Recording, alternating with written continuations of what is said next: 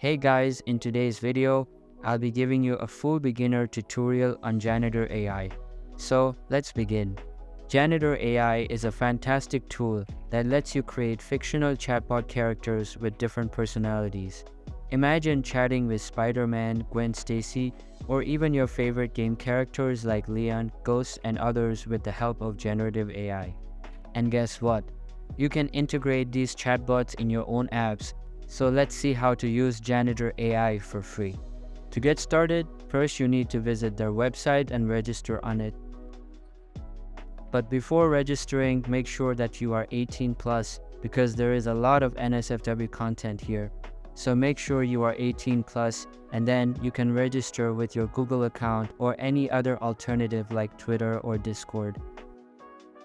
On successful registration, you will be asked to enter your name, username, about me, and appearance.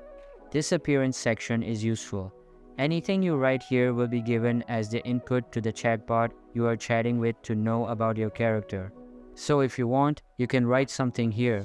And after you have created your profile, you are ready to chat with all these chatbots that have been created by Janitor AI community. So let's select a character. I will go with Lisa. For those who don't know, Lisa is a game character from Genshin Impact game. After you select a character, you will see this page profile picture of the character and information about the character.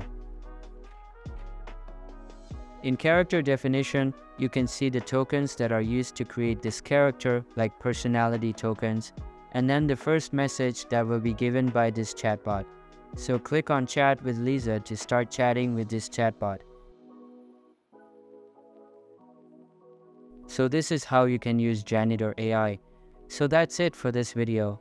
Don't forget to drop a like and smash that subscribe button. Thanks.